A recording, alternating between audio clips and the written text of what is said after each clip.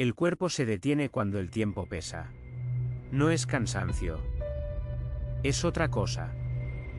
Es esa pausa que ocurre a veces, en medio de una tarde ordinaria, mirando por la ventana, o simplemente sentado, cuando algo se asienta adentro y el peso de los años se hace presente de una manera que no tiene nombre exacto. No es tristeza, exactamente. No es arrepentimiento, exactamente. Es algo más denso que eso. Es la conciencia de que el tiempo pasó, de que pasó de verdad, de manera irreversible, y que todo lo que esos años contienen está ahí, acumulado, pesando de una manera específica que no siempre tiene palabras. Ese peso no es igual todos los días. Hay días en que la vida transcurre y el tiempo no pesa más de lo que debería. Y hay días, o tardes, o noches, en que algo lo activa. Una foto. Una fecha. El cumpleaños de alguien que ya no está.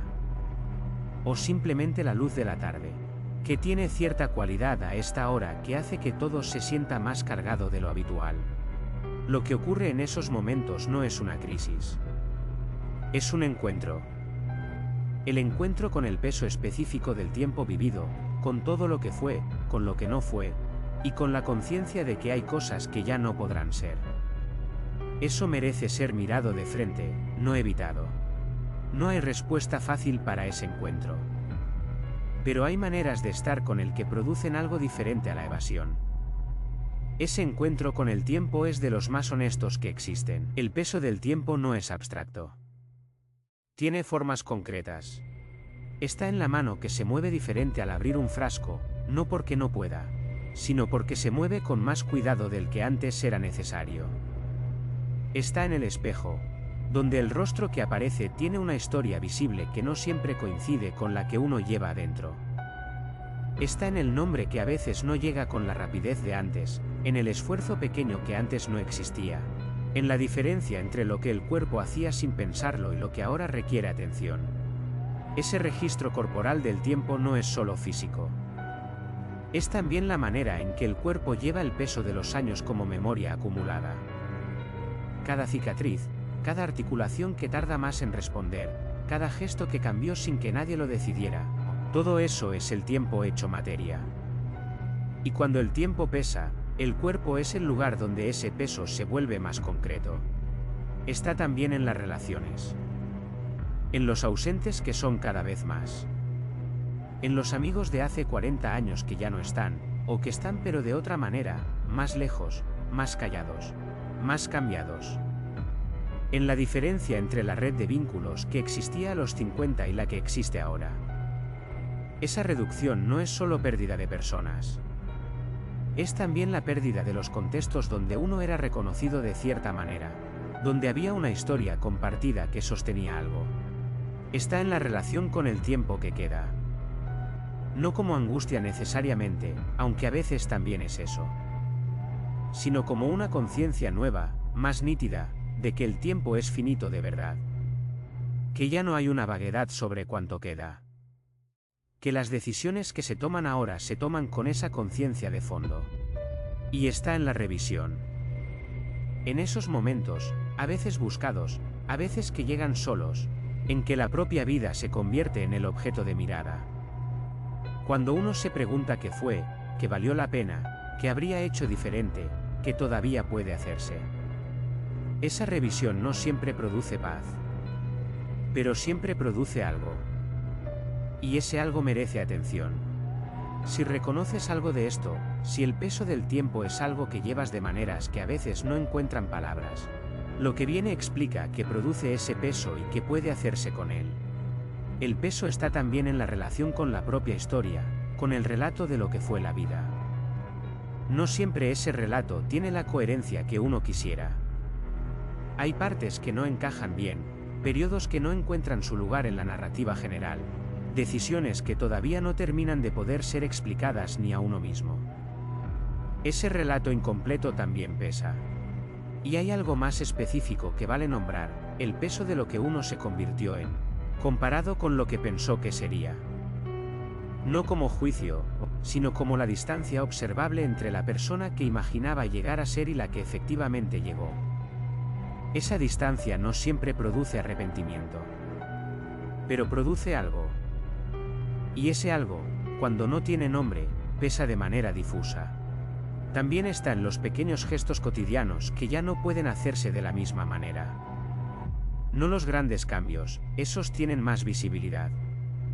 Los pequeños, el libro que antes se leía de noche sin dificultad, el sueño que ya no tiene la misma calidad, la energía de la mañana que no llega con la misma intensidad de antes.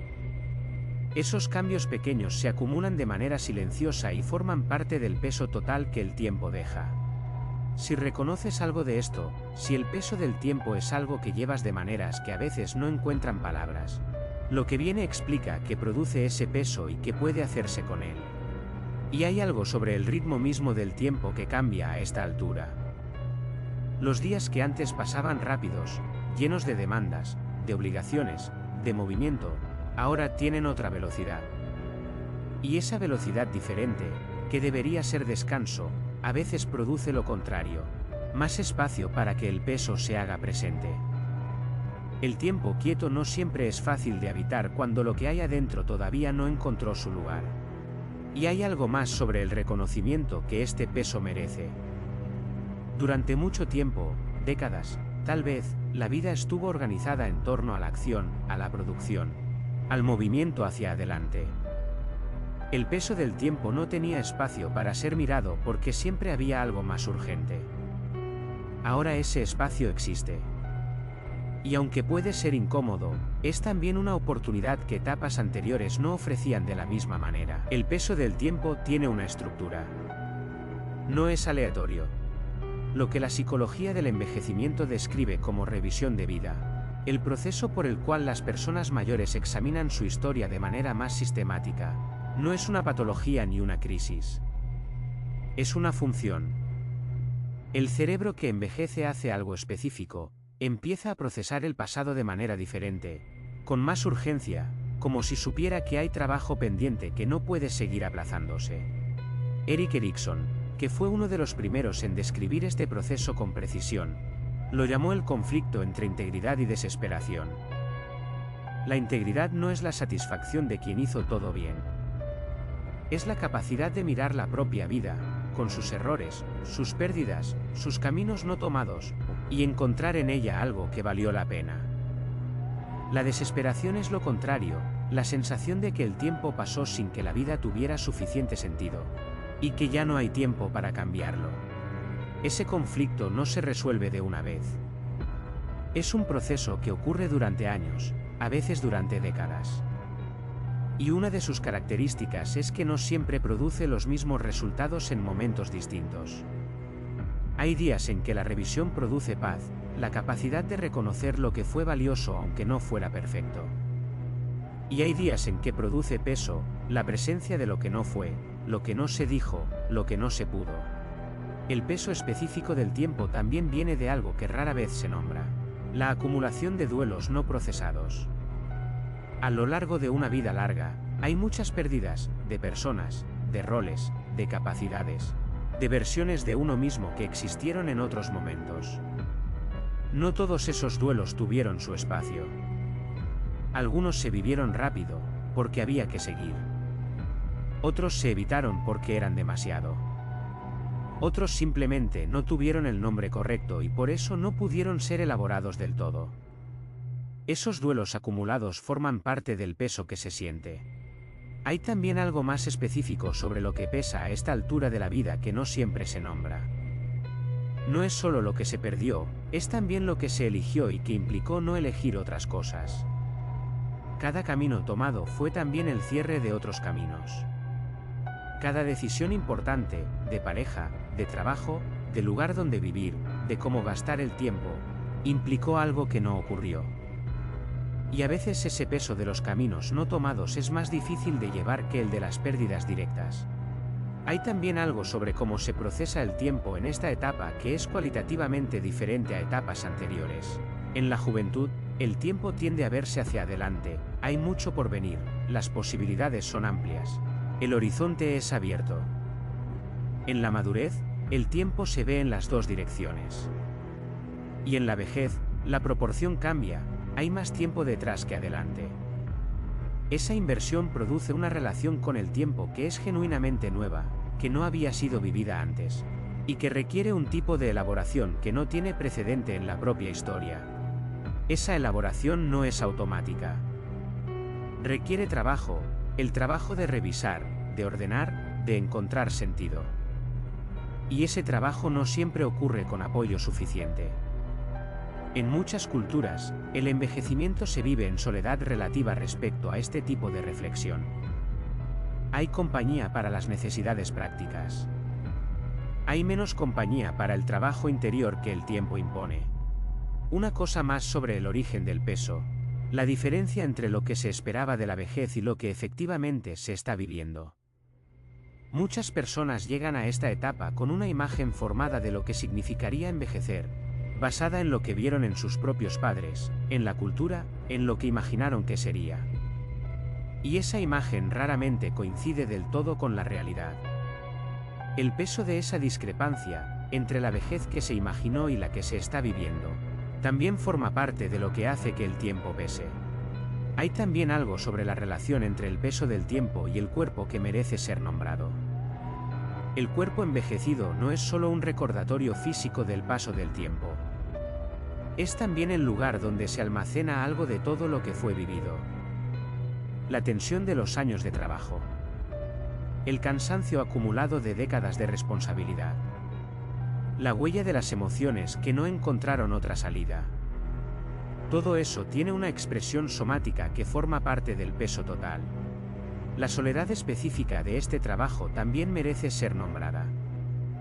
La revisión de vida es un proceso que en su mayor parte ocurre internamente, en la quietud, en el recuerdo, en los momentos donde uno está solo con su propia historia. Esa soledad interior puede ser productiva. Pero también puede ser pesada cuando no hay nadie con quien compartir algo de lo que se está procesando. El trabajo no requiere testigos para ser válido.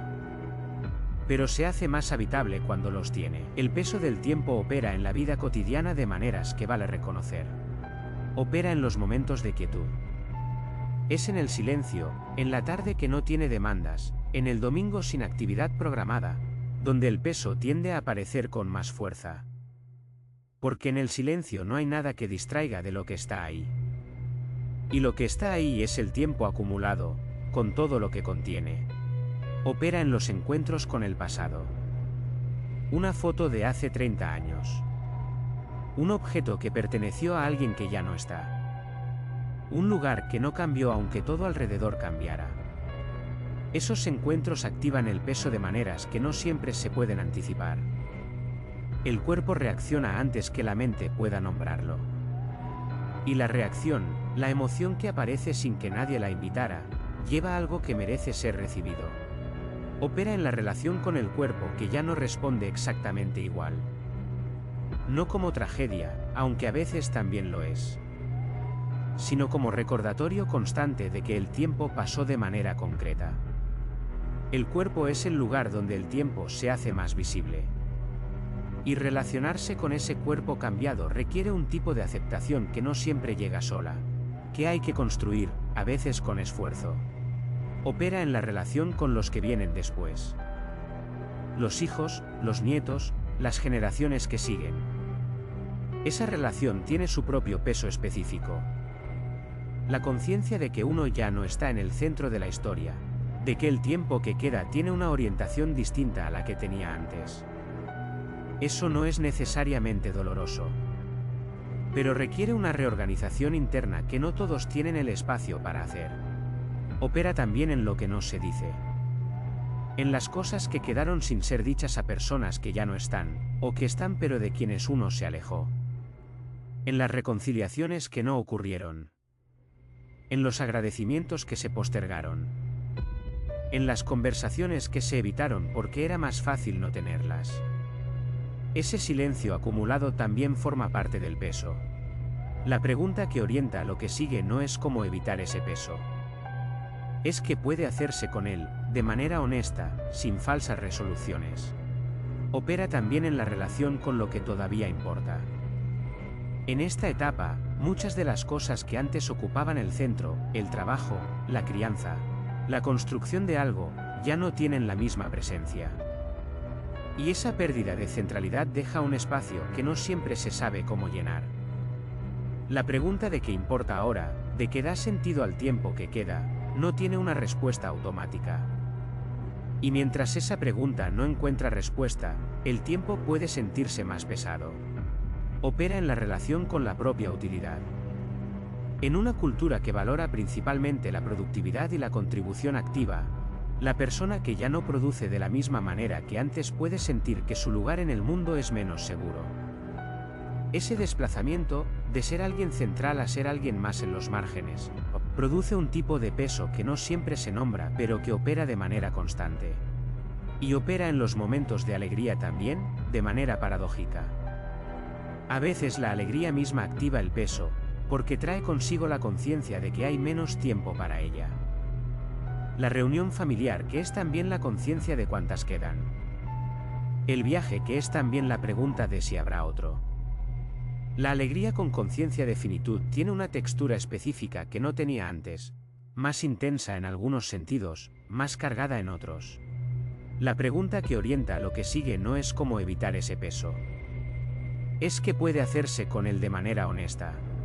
Y hay momentos específicos donde el peso se hace más denso, los aniversarios de pérdidas, las fechas que antes significaban algo y que ahora significan otra cosa, los momentos donde el calendario recuerda lo que el tiempo se llevó.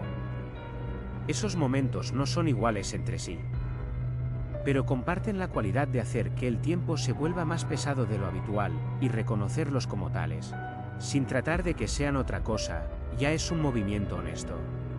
Una cosa más sobre el peso en lo cotidiano. Hay una diferencia entre el peso que abruma, el que paraliza, el que impide funcionar y el peso que informa. El primero requiere atención clínica y acompañamiento especializado. El segundo es parte del proceso normal de esta etapa. La mayoría de las personas que sienten el peso del tiempo están en el segundo tipo.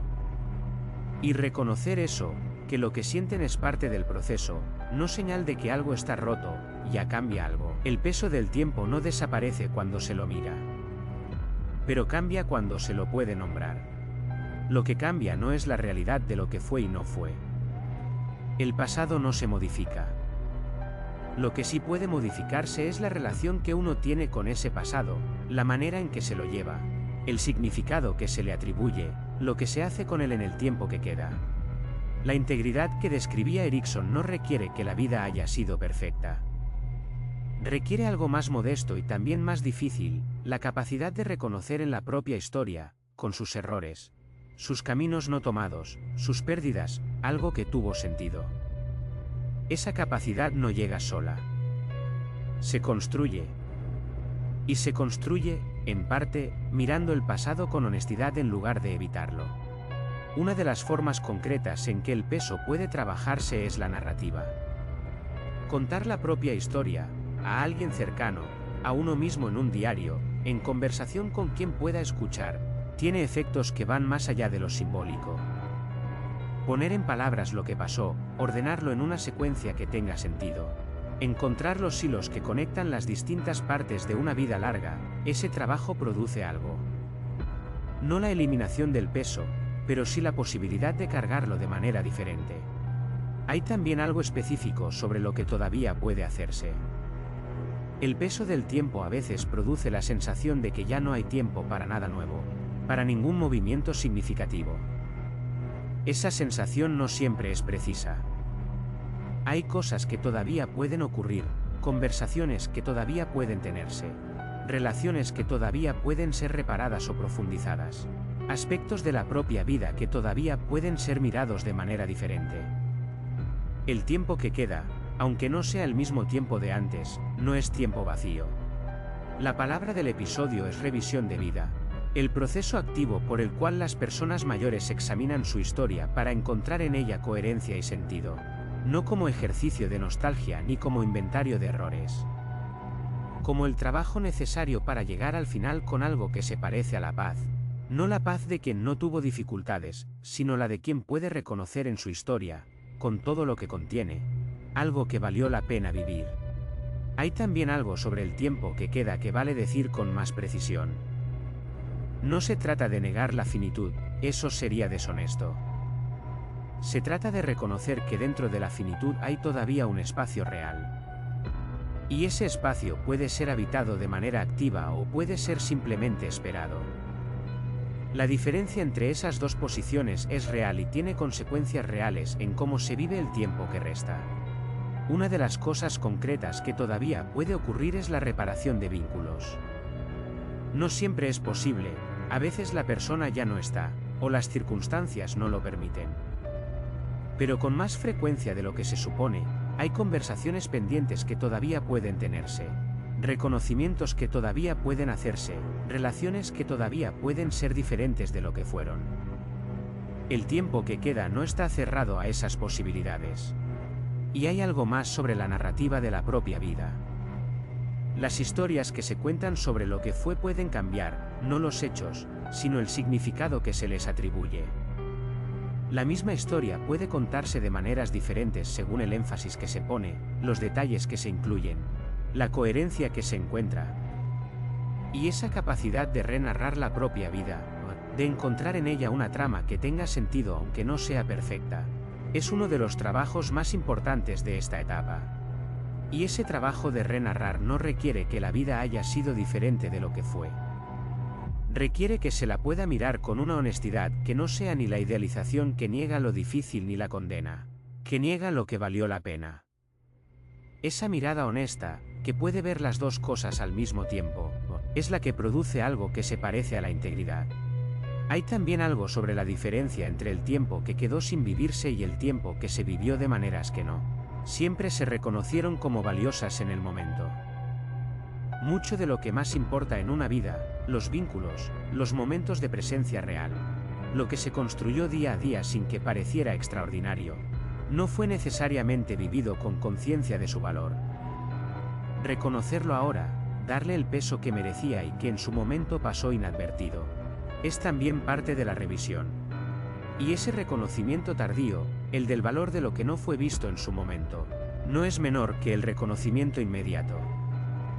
La vida que se revisita con ojos más maduros puede revelar cosas que la vida vivida no tuvo tiempo de ver. Y esa revelación, aunque llegue tarde, llega. Volvamos al principio. El cuerpo se detiene cuando el tiempo pesa.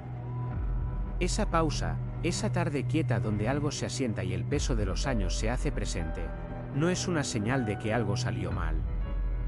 Es la señal de que hay algo que merece atención. El peso del tiempo es real.